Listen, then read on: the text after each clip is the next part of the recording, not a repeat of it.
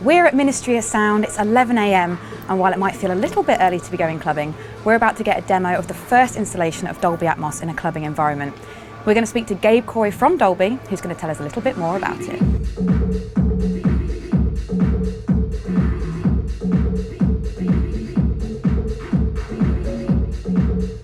About a year after Atmos was released in cinema, we started thinking about how we could repurpose the technology for other uses, and myself and a group of people that work on the project now started bringing in artists and getting feedback on the idea of using it in music and clubs. We picked Ministry of Sound because Ministry has a great reputation and there's a direct lineage to dance music and club music. The club has stood the test of time, 25 years.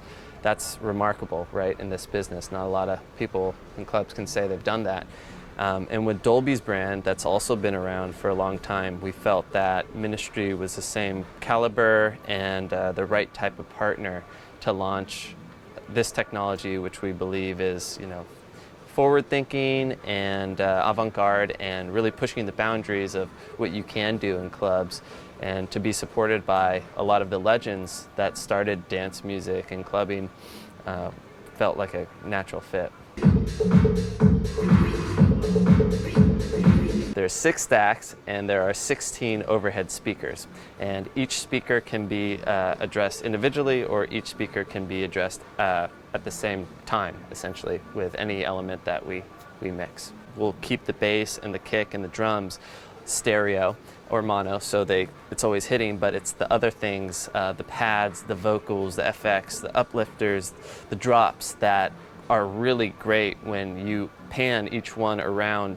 We had never put Atmos in anything besides cinema before, so there was a learning curve to understand how to optimize the technology for a club environment versus cinema, and that was part of why it took us time to get here, because we wanted to make sure we were delivering the best possible experience. We're all about the experience, and we believe if the experience is exciting and people want it, then the technology will survive.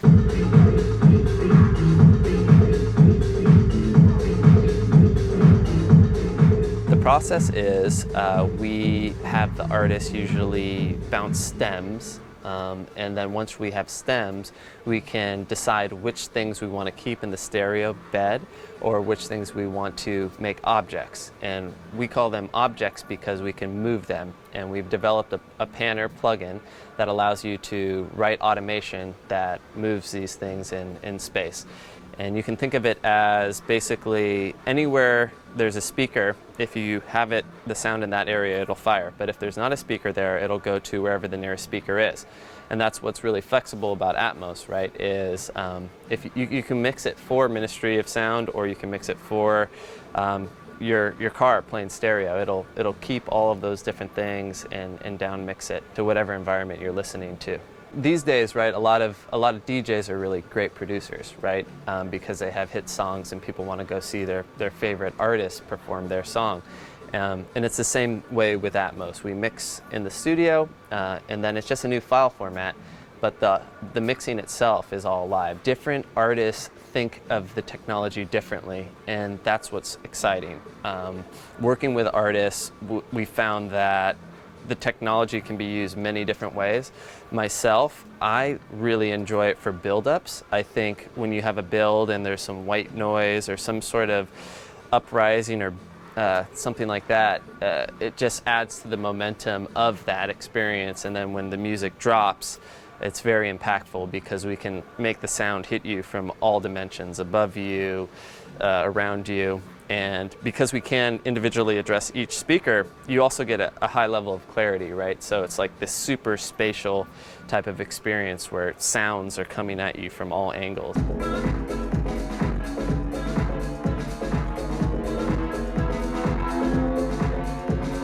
The most challenging step is just getting the tracks to stems, because there isn't a streamlined process bouncing out stems across the board. But I think once DJs and producers get familiar and are willing to take the time to just do that step, the actual mixing of Atmos is pretty quick. I think the lighting is important because if there are too many elements going on, perhaps something can get lost, and the lighting really helps reinforce the fact that, oh my gosh, there's something different going on here. And in a lot of music and venues, you see 360 kind of immersive lighting going on.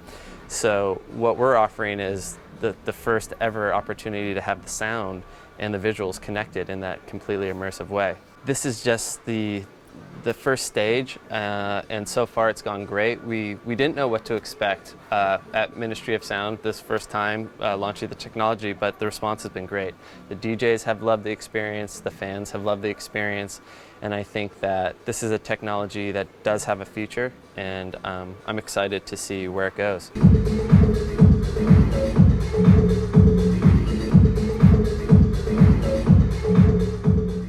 From our brief demo here, we have to say that Dolby Atmos feels like it was made for a club environment, and we can't wait to get down to Ministry of Sound for a full demo at one of their big club nights very soon. For more information on Atmos at Ministry of Sound, do head over to whathifi.com, and if you've liked this video, please give it a thumbs up and don't forget to hit subscribe. If you want to get in contact, you can get us on all of the social media channels. You can like us on Facebook, follow us on Twitter, or add us on Google+.